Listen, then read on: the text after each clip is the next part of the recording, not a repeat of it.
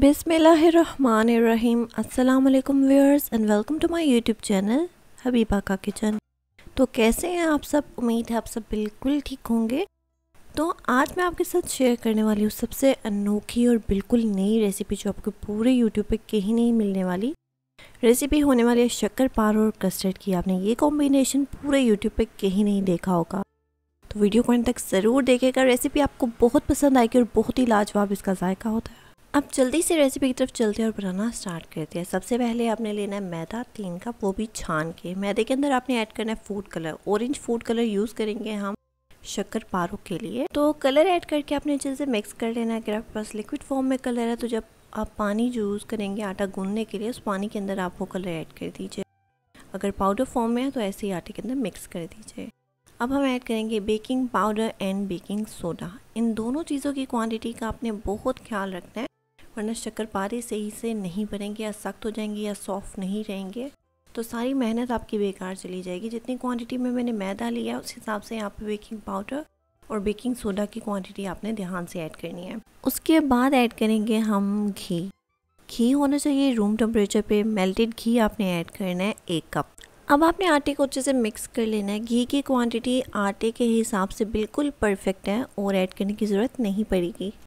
तो रेसिपी बहुत ही सिंपल होने वाली है और बहुत ही लाजवाब और मज़ेदार होने वाली है। आपने ये डेडली कॉम्बिनेशन कहीं नहीं देखा होगा शक्कर-पारे और कस्टर्ड का।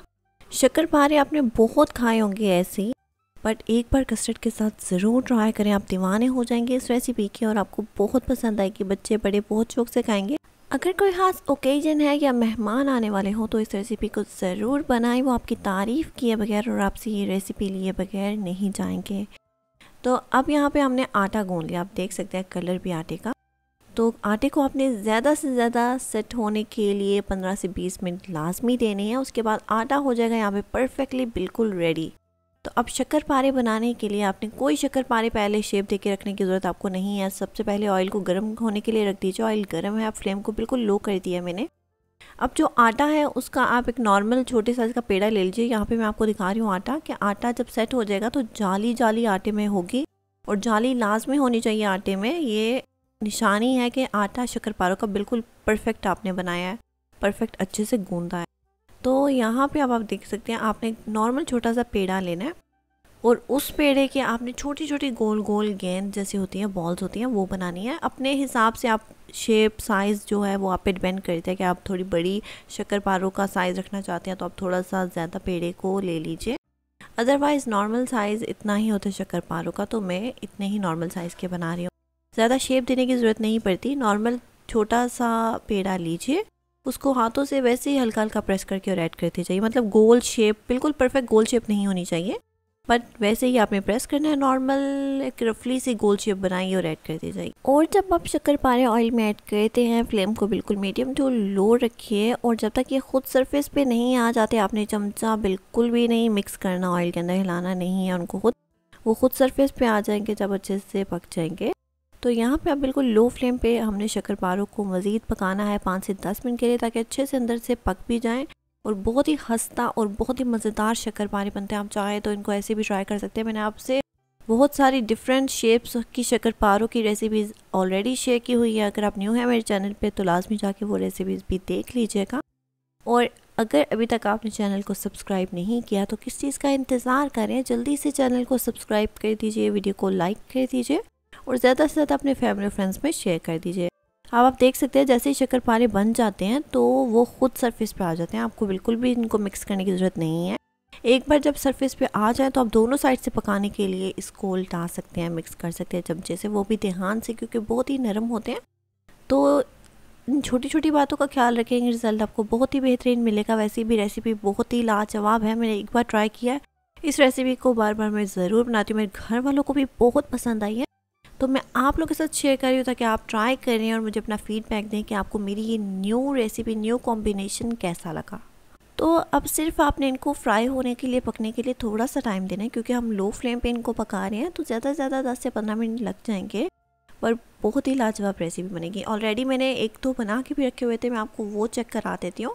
आप देख सकते हैं जब आप इनको तोड़ेंगे अंदर से बहुत ही सॉफ्ट और ये जाली आपको अंदर नजर आ रही हो कि ऐसे ही बनने चाहिए। ये होती है परफेक्ट शक्करपारे बनने की निशानी। और आप देख सकते हैं अंदर से सॉफ्ट भी हैं, बाहर से क्रंची और क्रिस्पी भी हैं। तो अब यहाँ पे तकरीबन शक्करपारे दोनों साइड से अच्छे से फ्राई भी हो चुके हैं। मज़ीद इनको 1 से 2 मिनट के लिए पकाएंगे। बिल्कुल न्यू रेसिपी है, अभी तक पूरे यूट्यूब पे किसी ने ये रेसिपी ट्राई नहीं की, ये कॉम्बिनेशन ट्राई नहीं किया, बट बहुत ही मज़ेदार बनता है। कस्टर्ड का फ्लेवर टोटली आप पे डिपेंड करता है, आपको जो भी फ्लेवर खाना पसंद है आप वो कस्टर्ड यहाँ पे यूज़ कर सकते हैं, बट मैं अपने हिसाब से ऐड कर रही हूँ। मैंने आपको ऑप्शंस बता दिए, बाकी इंग्रेडिएंट्स जो भी यूज़ होंगे इस रेसिपी में वो सब आपके किचन में इजीली अवेलेबल होंगे।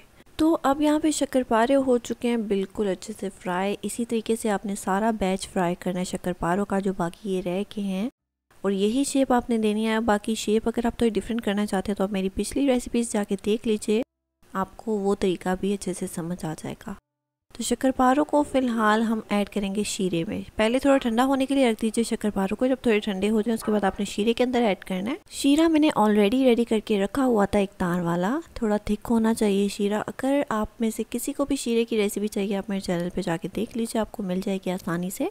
वैसे नॉर्मली शीरा बनाना सबको आता ही होगा, जैसे आप गुलाब जामुन की डिपिंग के लिए शीरा रेडी करते हैं वही शीरा आपने रेडी करना है, थोड़ा थिक।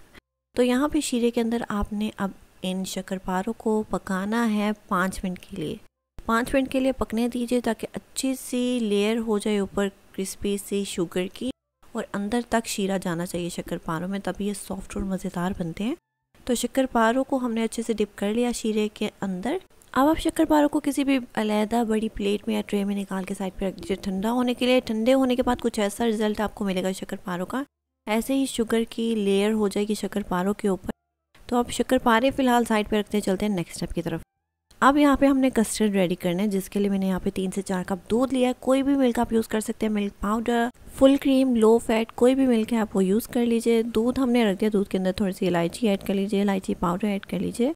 उसके बाद जब तक दूध गर्म होता है मैंने यहाँ पे कस्टर्ड का मिक्सचर रेडी कर लिया। 2 से 3 टेबलस्पून कस्टर्ड पाउडर ऐड कीजिए, 2 टेबलस्पून दूध ऐड कीजिए, अच्छे से मिक्स कर लीजिए, मिक्सचर हो जाएगा बिल्कुल रेडी। उसके बाद बिल्कुल लो फ्लेम कीजिए और मिक्सचर ऐड कीजिए। हाई फ्लेम पे बिल्कुल भी मिक्सचर ऐड नहीं कीजिएगा, वरना दूध के अंदर लम्स बन जाएंगे कस्टर्ड के और फिर वो बाद में मिक्स नहीं होंगे, तो इस बात का ख्याल ज़रूर रखिएगा। तो अब यहाँ पे मिक्सचर थोड़ा थोड़ा करके ऐड करते हैं ताकि हमें थिकनेस का अंदाज़ा हो जाए कस्टर्ड का कि हमें कितना थिक चाहिए। तो यहाँ पे कस्टर्ड थिक हो चुका है, आप देख सकते हैं कितनी जल्दी थिक हो जाता है जब दूध गर्म हो जाए। उसके बाद जब आप मिक्सचर ऐड करते हैं कस्टर्ड का तो बहुत जल्दी दूध थिक हो जाता है। तो यहाँ पे कस्टर्ड हो चुका है बिल्कुल रेडी, इसको थोड़ा ठंडा होने देते हैं। कस्टर्ड ठंडा होने के बाद आप इस कस्टर्ड की कंसिस्टेंसी देख सकते हैं, कितना थिक है वो देख सकते हैं। बहुत ही मज़ेदार कस्टर्ड बना, और दूध में ऑलरेडी मैंने शुगर ऐड की हुई थी, तो आप कस्टर्ड में शुगर अपने हिसाब से ऐड कर सकते हैं।